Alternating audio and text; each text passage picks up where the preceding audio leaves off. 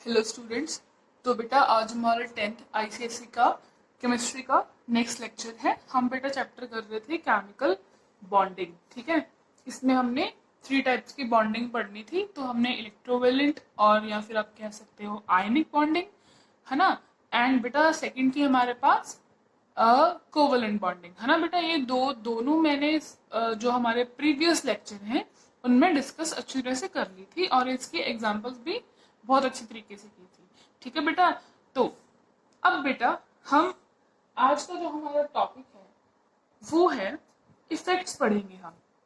Electrovalent हमारे पास जो compound है और बेटा कोवेलेंट कंपाउंड है, अगर उनमें से हम इलेक्ट्रिसिटी पास करें तो बेटा क्या इफेक्ट आएगा दोनों में, है ना।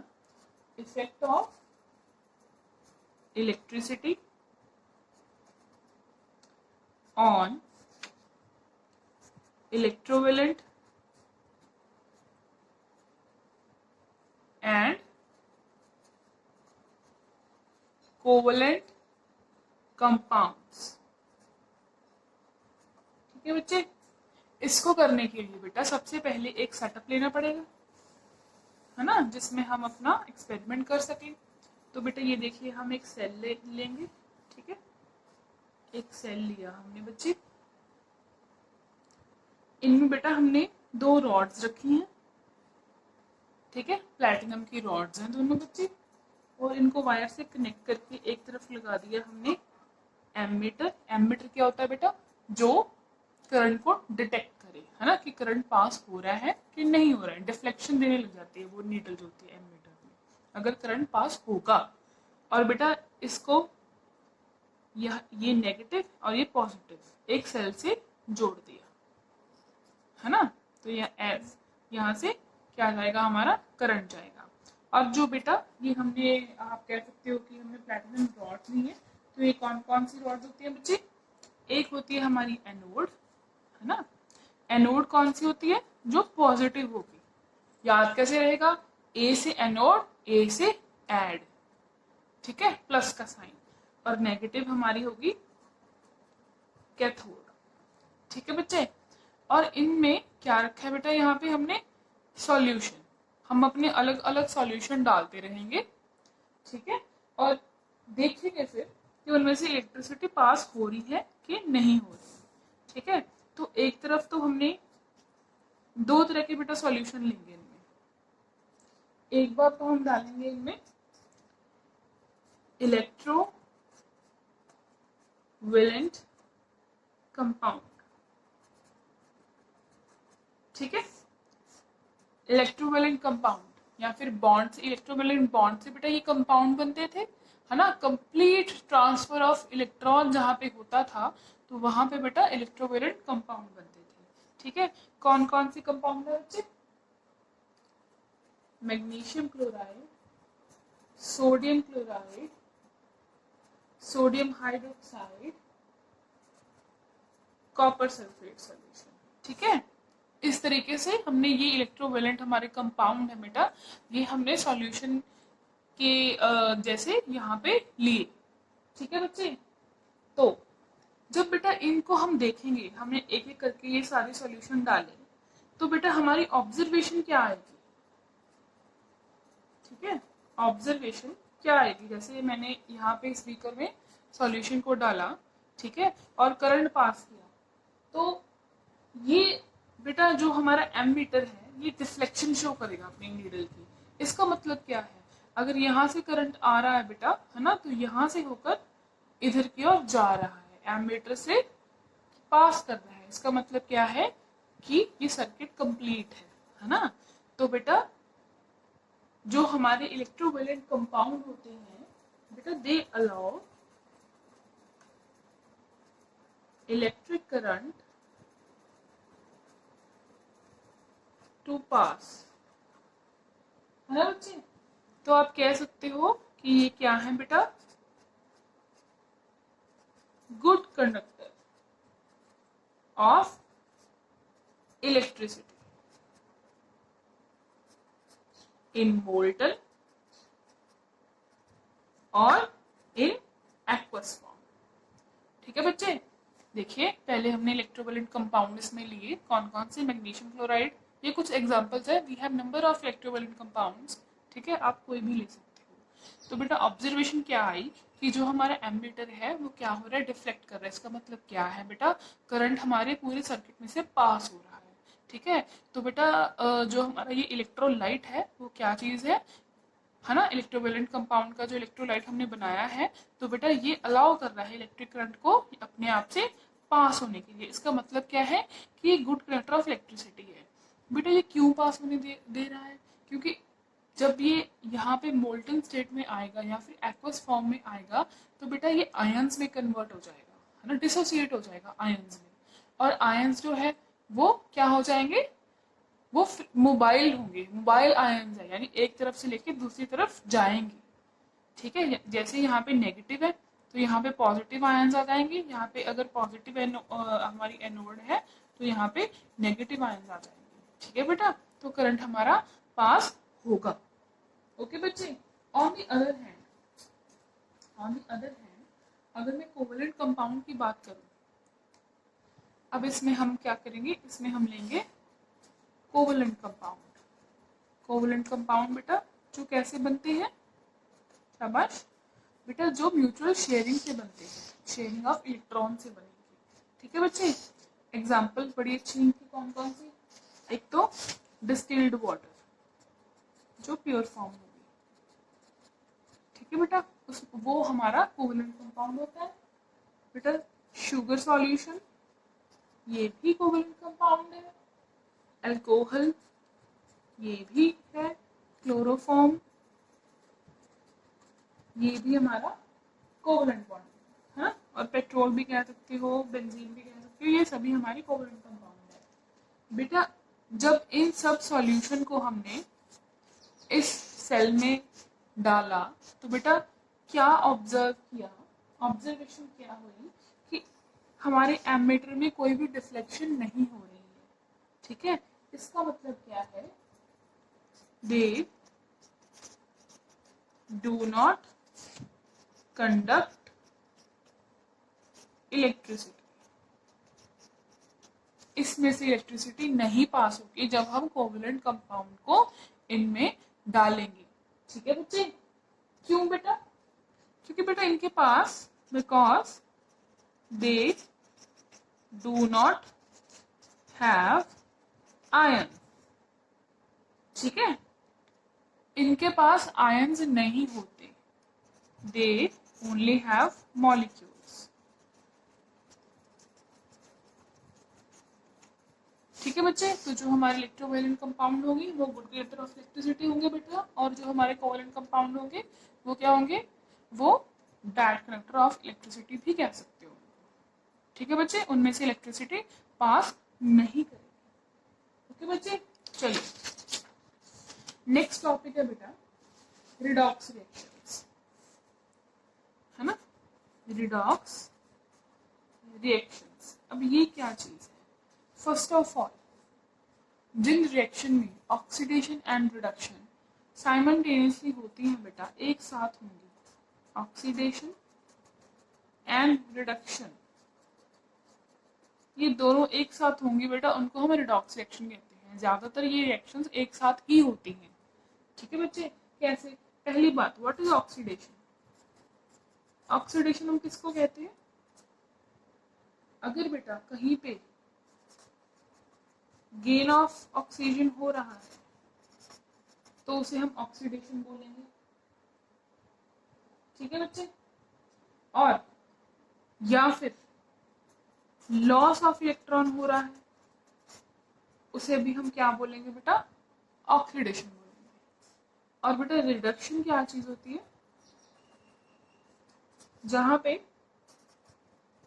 लॉस ऑफ ऑक्सीजन हो, ठीक है, और या फिर आप कह सकते हो गेन ऑफ इलेक्ट्रॉन, उसको हम क्या बोलते हैं, रिडक्शन, ठीक है। अच्छा, तो अगर ये दोनों एक साथ एक रिएक्शन में हो, ठीक है, एक साथ एक रिएक्शन में ऑक्सीडेशन भी हो रही है और रिडक्शन भी हो रही है, तो उनको बेटा हम अपनी रिडॉक्स रिएक्शंस बोलते हैं, ठीक है। ओके, चलिए इसके एग्जाम्पल, बड़ी अच्छी एग्जाम्पल है। Copper oxide plus hydrogen, copper plus water. ठीक है बेटा, क्या हो रहा है अभी यहाँ पे, देखिए क्या होगा। जब हमारा बेटा कॉपर ऑक्साइड है, ठीक है, जो कॉपर ऑक्साइड है हमारा, वहां पे क्या हो रहा है बेटा, ये कॉपर बन रहा है, सिंपल कॉपर। ऑक्सीजन यहाँ से क्या हो गई, चली गई यहाँ से, तो बेटा लॉस ऑफ ऑक्सीजन हो रही है कॉपर के केस में। तो लॉस ऑफ ऑक्सीजन क्या है, रिडक्शन है ना। तो यहाँ पे क्या हो रही है, रिडक्शन हो रही है। ठीक है बेटा। On the other hand hydrogen में यहाँ क्या है साथ में, कुछ भी नहीं, ठीक है। बट यहाँ पे अगर हम प्रोडक्ट साइड देखें तो क्या हो गया बेटा, गेन ऑफ ऑक्सीजन हो गई, है ना, गेन ऑफ ऑक्सीजन हो गई। तो गेन ऑफ ऑक्सीजन क्या है, ऑक्सीडेशन है। तो यहाँ पे ऑक्सीडेशन हो गया। ठीक है बच्चे, समझ में आई ये बात। सिंपली हमारा कॉपर रिड्यूस हो रहा है और हाइड्रोजन क्या हो रहा है बेटा, ऑक्सीडाइज हो रहा है ना बच्चे। चलिए अगर मैं इसको इलेक्ट्रॉन की जैसे लिखूं कि इलेक्ट्रॉन लॉस और गेन में कैसे ऑक्सीडेशन और रिडक्शन होती है इस रिएक्शन में ही, तो कैसे होगा, ये देखिए हमारा बेटा कॉपर है 2+, है ना, और इसको 2 इलेक्ट्रॉन मिल गए, ये क्या बन गया, सिंपली कॉपर बन गया। तो यहाँ पे क्या हुआ बच्चे, क्या हुआ है, गेन ऑफ इलेक्ट्रॉन हुए हैं, है ना, इसने इलेक्ट्रॉन गेन किया बेटा, ऐड हुए हैं, तो यहाँ पे गेन ऑफ इलेक्ट्रॉन। तो ये क्या चीज है बेटा, ये क्या हो रहा है, रिडक्शन हो रही है यहाँ पे। ठीक है। और ऑन द अदर हैंड जो बेटा हमारा हाइड्रोजन है, ठीक है, उसमें क्या हो रहा है, 2 इलेक्ट्रॉन लूज कर रहा है बेटा ये। तो लॉस ऑफ इलेक्ट्रॉन क्या था बेटा, ऑक्सीडेशन।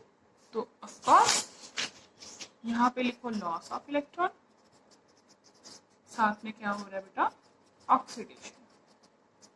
तो एज एन फॉर्म ऑफ हम लॉस या फिर गेन ऑफ ऑक्सीजन को भी हम ऑक्सीडेशन रिडक्शन कहते हैं। अगर गेन ऑफ ऑक्सीजन होगा तो ऑक्सीडेशन होगी, अगर लॉस ऑफ इलेक्ट्रॉन होगा तब भी ऑक्सीडेशन होगी। ठीक है बच्चे, अगर लॉस ऑफ ऑक्सीजन होगा या फिर गेन ऑफ इलेक्ट्रॉन होगा तो उसे हम क्या बोलते हैं, रिडक्शन। और ये दोनों चीजें बेटा अगर साथ में होंगी, तो उसको हम कौन सी रिएक्शन बोलेंगे बेटा, रिडॉक्स रिएक्शन। ठीक है। और अच्छा दूसरी बात, एक होता है बेटा हमारे पास ऑक्सीडाइजिंग एजेंट और एक होता है हमारे पास रिड्यूसिंग एजेंट। जैसे कि इस जो हमारी इक्वेशन है, इस इक्वेशन में हमारा यहाँ पे कॉपर है ऑक्सीडाइजिंग एजेंट और हाइड्रोजन है बेटा रिड्यूसिंग एजेंट। कॉपर बेटा ऑक्सीडाइजिंग एजेंट किसको बोलेंगे, जो दूसरों को ऑक्सीजन दान कर दे। ठीक है, ऐसे याद रखो इसको, ऑक्सीजन जो दूसरों को दान कर दे उसको हम बोलेंगे ऑक्सीडाइजिंग एजेंट, और रिड्यूसिंग एजेंट बेटा जो दूसरों से ऑक्सीजन छीन ले उसे हम बोलेंगे रिड्यूसिंग एजेंट। ठीक है, ऐसे इसको आप याद रख सकते हो। और अगर इसको मैं आपको एक डेफिनेशन में बताऊं कि अगर समझे इस चीज को, देखिए ऑक्सीडाइजिंग एजेंट ये क्या चीज है बच्चे, the substance that gains electron and thereby reduced to low valency state। ठीक है, देखिए ऑक्सीडाइजिंग एजेंट जो है बेटा, जैसे कि हमारा कॉपर हमारा ऑक्सीडाइजिंग एजेंट है। ठीक है, इसने क्या किया, इसने इलेक्ट्रॉन गेन किए, ठीक है, और यहाँ पे सिंपली कॉपर बन गया। ठीक है, और इसकी वैलेंसी जो है वो उसकी स्टेट डिक्रीज हो गई कि बेटा इसको 2 इलेक्ट्रॉन की जरूरत थी न्यूट्रल होने के लिए, तो इसने 2 इलेक्ट्रॉन गेन कर लिए। ठीक है। ऑन द अदर हैंड अगर हम रिड्यूसिंग एजेंट की बात करें तो बेटा इसके बिल्कुल ऑपोजिट होगा वो। ठीक है। The substance that loses electron and is thereby oxidized to a higher valency। ठीक है। देखिए जैसे कि हमारे पास हाइड्रोजन, इसने क्या किया बेटा, इसने अपने इलेक्ट्रॉन को लूज कर लिया। ठीक है, यानी कि इसको और इलेक्ट्रॉन की जरूरत पड़ गई। ठीक है, तो इसकी वैलेंसी हायर हो गई और। ठीक है बेटा, तो इसको हम रिड्यूसिंग एजेंट बोलते हैं। ठीक है, ऑक्सीडाइजिंग एजेंट जो ऑक्सीजन दान करे। ठीक है, और रिड्यूसिंग एजेंट जो ऑक्सीजन को छीन ले।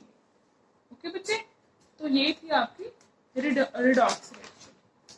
ओके, चलिए नेक्स्ट है बेटा हमारे पास, हम बेटा अभी हमने देखिए इलेक्ट्रोवेलेंट बॉन्ड भी पढ़ लिया और हमने कौन सा बॉन्ड पढ़ा है, कोवलेंट बॉन्ड भी पढ़ लिया। ठीक है, अब इन दोनों बॉन्ड जो हमने पढ़े हैं, इनके कंपाउंड भी किए हैं, तो इन दोनों में डिफरेंस क्या क्या है हम ये भी जरूर देखेंगे। यहाँ पे लिखिए electrovalent bond, electrovalent compound sorry,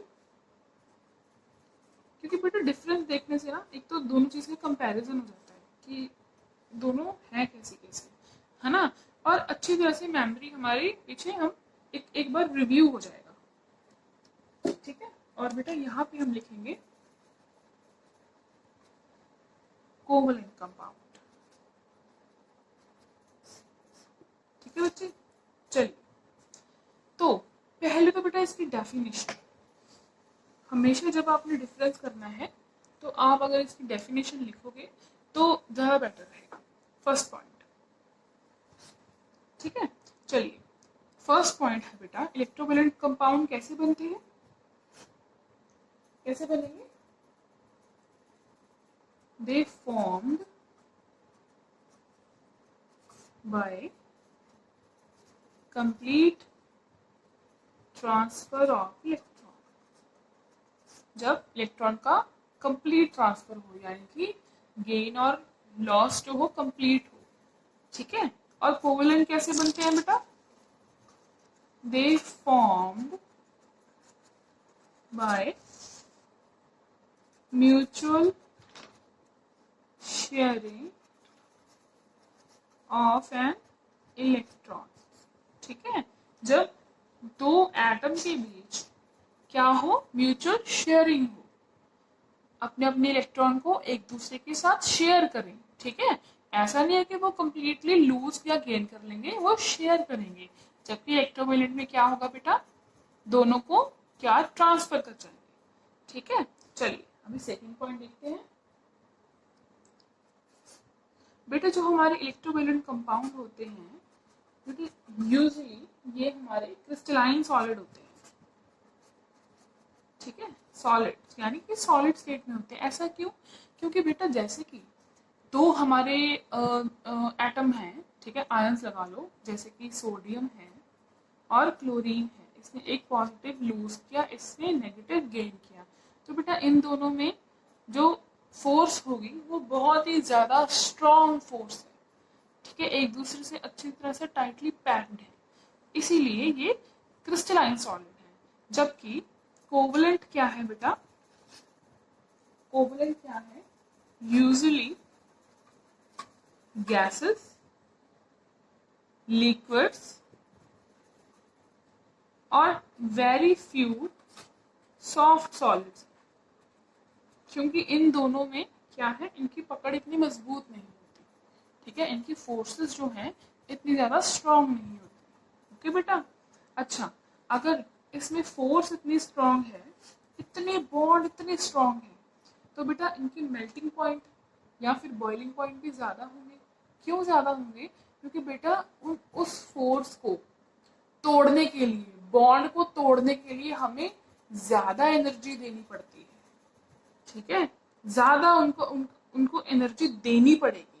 तो बेटा इनके जो मेल्टिंग पॉइंट और बॉइलिंग पॉइंट है वो हायर है, melting point and boiling point higher है। और बेटा on the other hand covalent compound में क्या होता है बेटा, इनकी जो हमारी फोर्स है आपस में जुड़े रहने की वो क्या है, वो थोड़ी सी वीक है। तो उससे क्या होता है बेटा, इनकी जो मेल्टिंग पॉइंट और बॉइलिंग पॉइंट है वो लो हो जाते हैं, ठीक है, इनके बॉन्ड आसानी से टूट जाते हैं, ठीक है। चलिए फोर्थ पॉइंट है बेटा soluble electrovalent compound, soluble in water, ठीक है, वाटर में ये soluble होते हैं, insoluble in organic solvent। क्यों बच्चे, देखिए वाटर की टेंडेंसी है कि उसमें आप कोई भी अगर आप कह दो कि ये फोर्स को तोड़ता है, उसको वीक बना देता है, ठीक है। जब भी आप कोई इलेक्ट्रोवैलेंट कंपाउंड एक पानी में डालोगे, वाटर में डालोगे, तो उसकी फोर्स क्या होगी, वीक हो जाएगी, ठीक है, और वो डिसोसिएट हो जाता है। तो ये वाटर में सॉल्युबल है, ठीक है, बट ऑर्गेनिक सॉल्वेंट में ये सॉल्युबल नहीं है। ऑन द अदर हैंड जो हमारे कोवलेंट कंपाउंड होते हैं बेटा इनसॉल्युबल इन वाटर है। क्यों, क्योंकि ये डिसोसिएट नहीं होते आयंस, ठीक है, इनमें कोई आयंस तो होते ही नहीं, इसमें तो मॉलिक्यूल्स होते हैं, है ना। तो बेटा ये वाटर में इनसॉल्युबल है but soluble in organic solvent,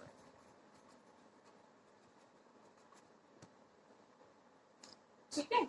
चलिए इसे ही हमें पता लगता है बेटा नेक्स्ट पॉइंट, डिसोसिएट्स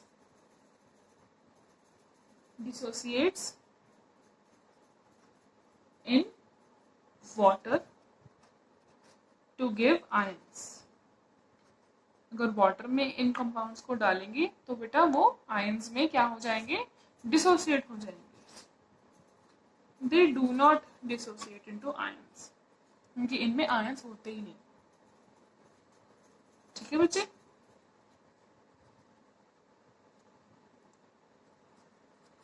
चलो नेक्स्ट है बेटा they are good electrolyte. Good electrolyte कैसे, क्योंकि बेटा ये अपने आप से इलेक्ट्रिसिटी पास करवा देते हैं, आयन एसोसिएट होंगे तो इनमें से इलेक्ट्रिसिटी बड़ी अच्छी तरीके से पास हो रही है, ठीक है। तो ये इलेक्ट्रोलाइट भी अच्छे इलेक्ट्रोलाइट है, ठीक है। जबकि हमारे कोवलेंट जो कंपाउंड है बेटा इसे क्या कह सकते हैं, they are not good electrolyte.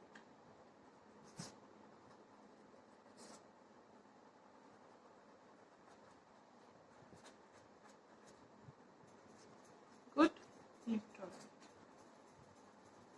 ठीक है बच्चे। चलिए अच्छा, तो नेक्स्ट है बेटा, और आप ये भी एक पॉइंट लिख सकते हो कि ये जो इलेक्ट्रोवैलेंट कंपाउंड होते हैं बेटा ये सॉलिड में इलेक्ट्रिसिटी पास नहीं करते, बट मोल्टन और एक्वस सॉल्यूशन में इलेक्ट्रिसिटी को पास कर देते हैं, जबकि कोवलेंट कंपाउंड इलेक्ट्रिसिटी पास ही नहीं करते, ठीक है। और वो पोलर नॉन पोलर की बात अलग है, फिलहाल ये इसके डिफरेंस है, ओके बच्चे। चलिए इसके बाद आता है बेटा हमारे पास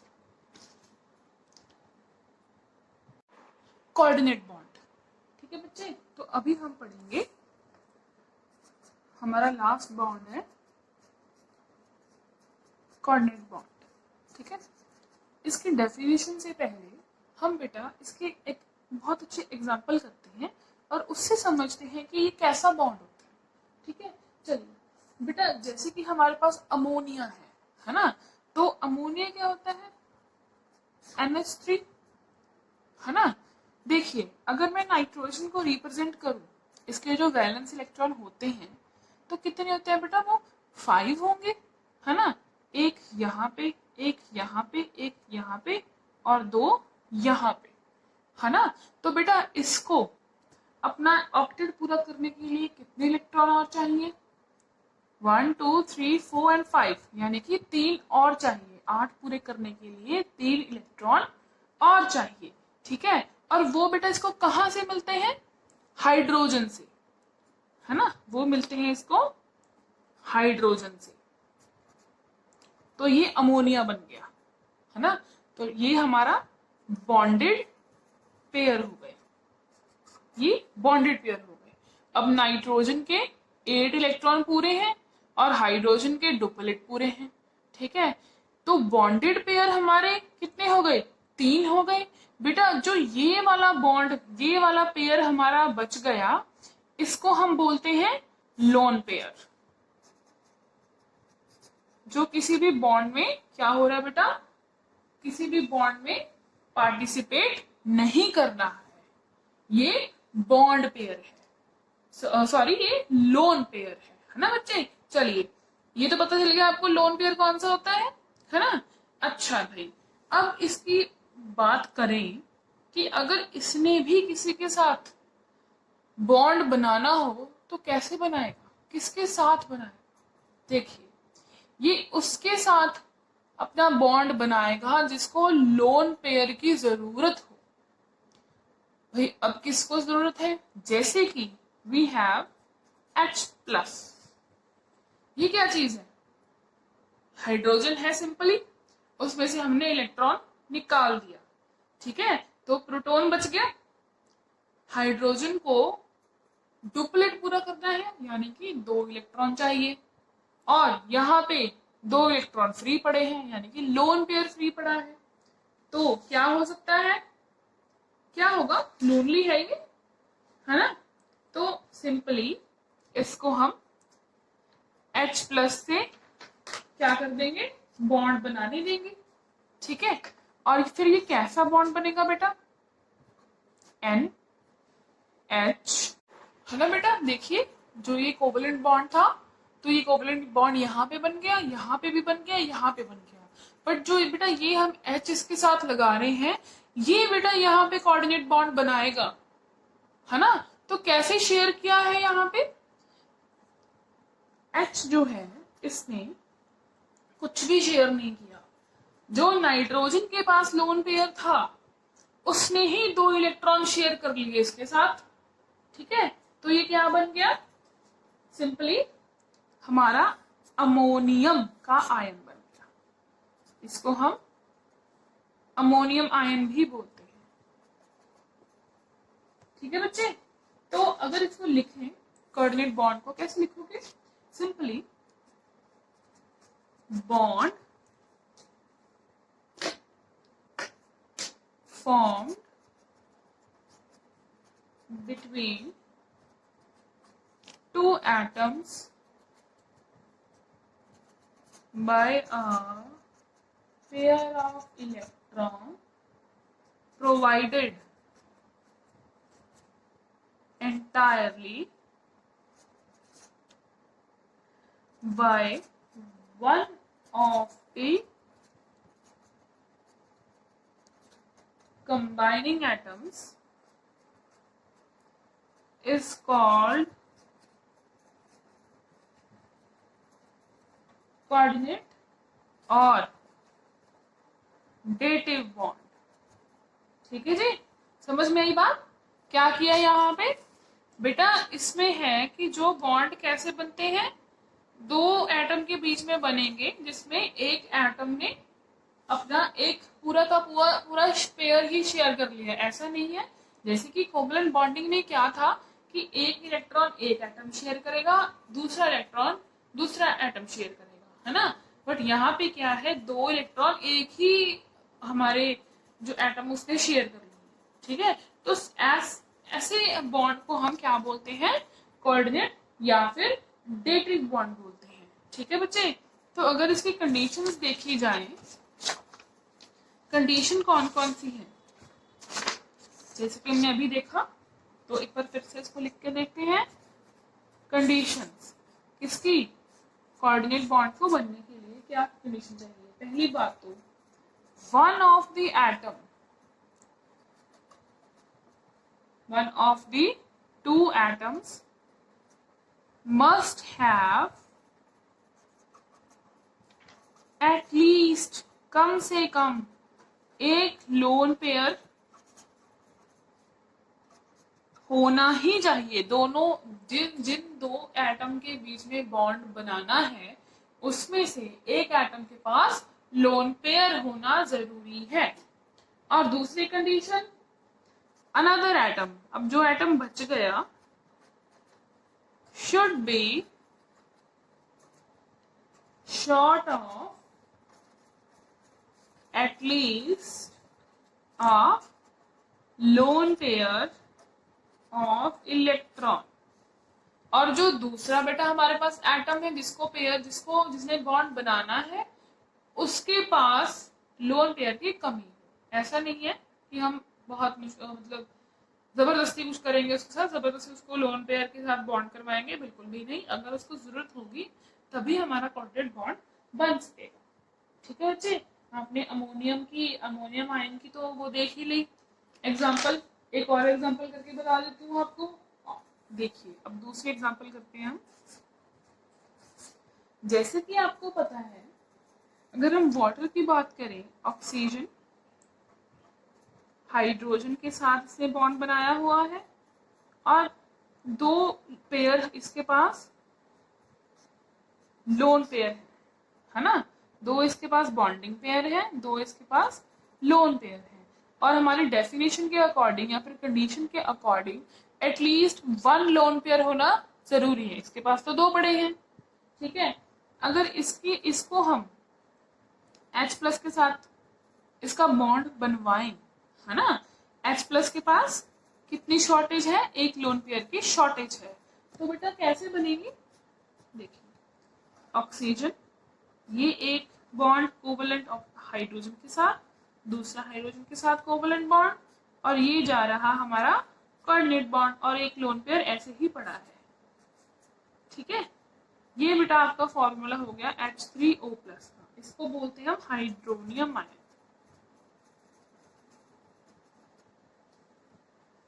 ठीक है बेटा, अभी देखो, जो बेटा एटम इलेक्ट्रॉन देगा, लोन पेयर देगा, उसको हम डोनर बोलते हैं, और जो एक्सेप्ट करेगा उसको एक्सेप्टर बोलते हैं। जैसे कि इसमें ऑक्सीजन डोनर है, हाइड्रोजन एक्सेप्टर है। अमोनियम में नाइट्रोजन डोनर था, हाइड्रोजन एक्सेप्टर था। ठीक है, और कोवलेंट में क्या होता है, म्यूचुअल शेयरिंग होती है। एक इलेक्ट्रॉन एक एटम देगा, दूसरा इलेक्ट्रॉन भी एक एटम देगा, और वो दोनों शेयर कर लेंगे। इसमें क्या है, इसमें लोन पेयर एक ही शेयर करता है दूसरे एटम के साथ। समझ गई डिफरेंस, देखो इस केस का। ओके बेटा, तो ये बेटा आपका केमिकल बॉन्डिंग पूरा चैप्टर था। ठीक है, आपने 3 तरह के इसमें बॉन्ड पढ़े, इफेक्ट्स पढ़े, उनमें डिफरेंस पढ़ा। ठीक है, और आप इसको अब अच्छी तरह से एक बार फिर से करके देख लो कि ये चीजें होती क्या है। बहुत ही इजी चैप्टर है, आप आसानी से ये चीज, बहुत स्कोरिंग भी है, अच्छा है। आप अब जब आगे अपने चैप्टर्स करोगे तो ये चीजें बहुत काम आएंगी। ठीक है, थैंक यू।